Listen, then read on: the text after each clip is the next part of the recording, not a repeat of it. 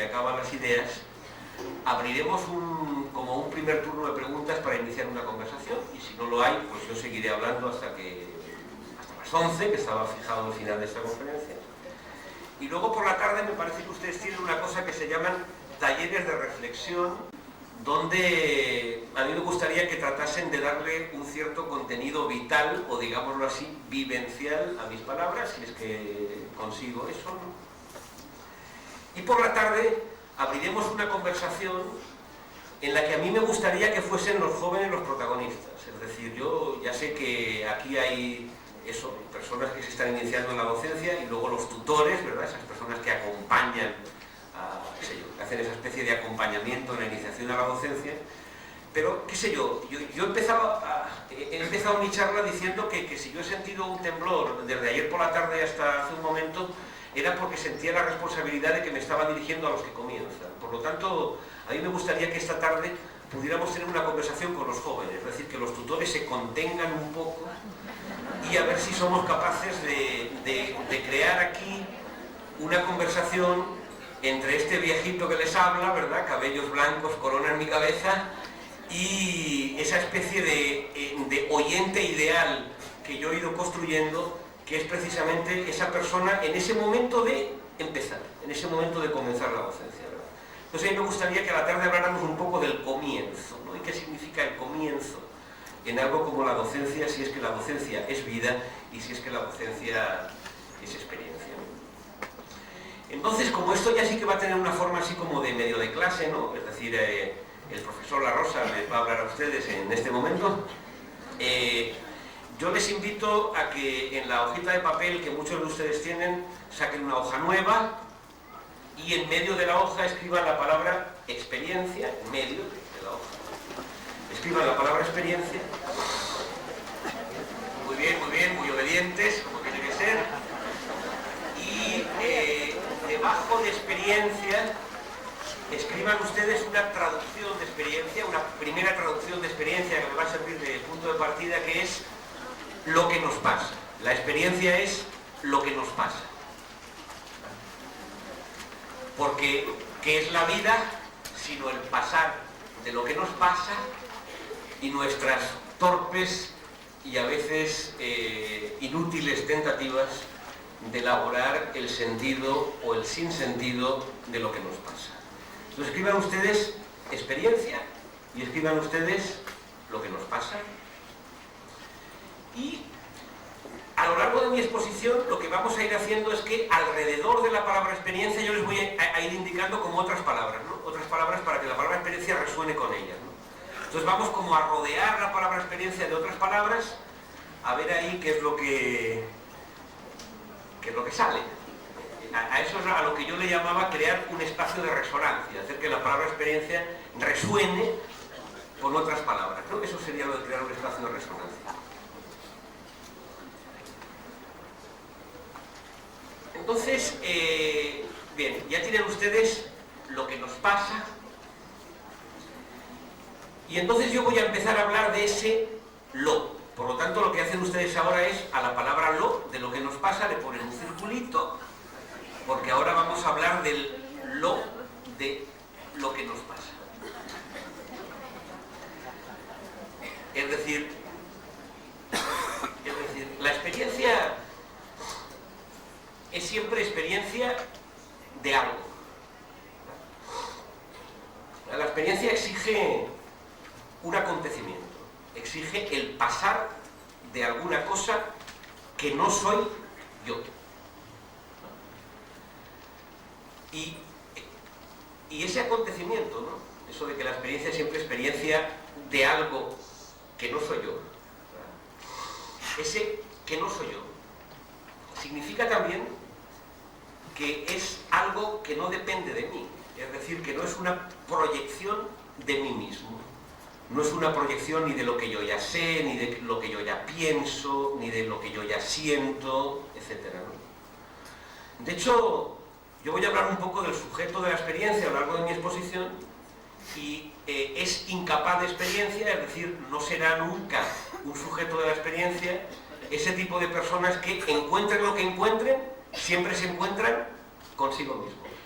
es decir, con una proyección de lo que ya saben, de lo que ya piensan, de lo que ya creen, de lo que ya sienten, de lo que de alguna manera anticipan, etc. A esa primera condición de la experiencia, ¿no?, que exige el pasar de algo que no soy yo y que no depende de mí, ¿verdad?, la vamos a nombrar de momento con 3 palabras, que colocan ustedes al ladito del lo o donde quieran, ¿verdad? Colocan ustedes alrededor de la palabra experiencia, que son la palabra exterioridad, la palabra alteridad y la palabra alienación. Si digo que la experiencia tiene que ver con la exterioridad, es porque esa exterioridad está contenida en el ex mismo de la palabra experiencia, que es el mismo ex del exterior, del extranjero, de la extrañeza, del exilio y del éxtasis. No hay experiencia, por tanto, sin la aparición de algo, de un lo, ¿verdad?, de un eso, de un acontecimiento en definitiva, que es exterior a mí, extraño a mí, extranjero a mí, que está fuera de mí mismo, que no pertenece a mi lugar, que no está en el lugar que yo le doy. La escuela, como aparato biopolítico, ¿verdad?, Foucault estudió muy bien eso en Vigilar y Castigar y en otros textos, ¿no?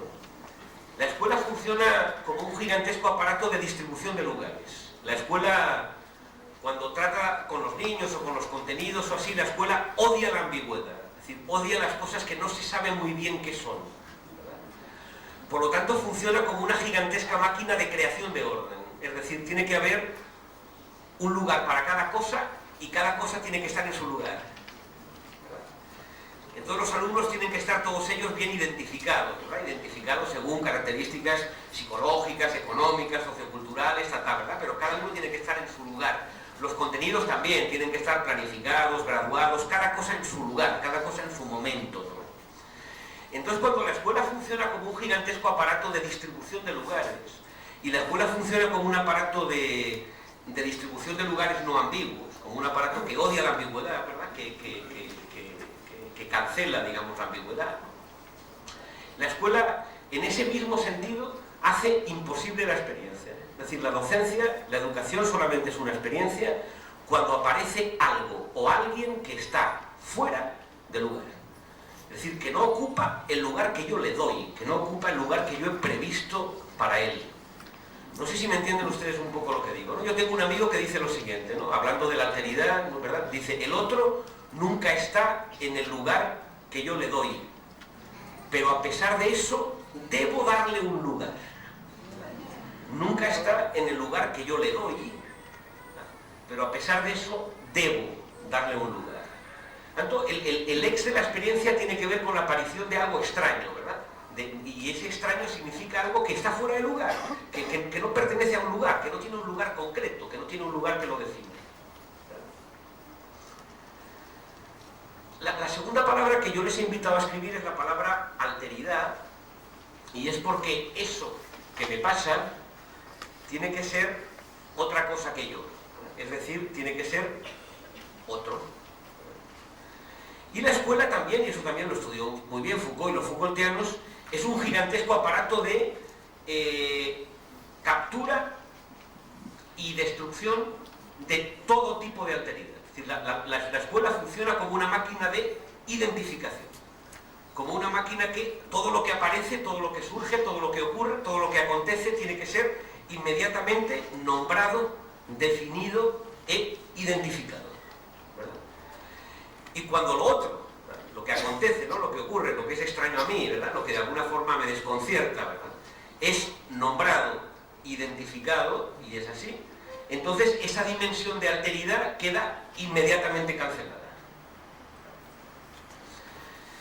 Saben ustedes muy bien, eso es un efecto cultural que todos nosotros sabemos desde chiquiticos, cómo los nombres tranquilizan. Es decir, a uno a veces le pasan cosas que no sabe muy bien cómo nombrarlas, y entonces siente como un cierto desasosiego y no sabe lo que le pasa. A veces la experiencia es esa, la experiencia, yo decía, es lo que nos pasa, pero a veces uno no sabe muy bien lo que le pasa,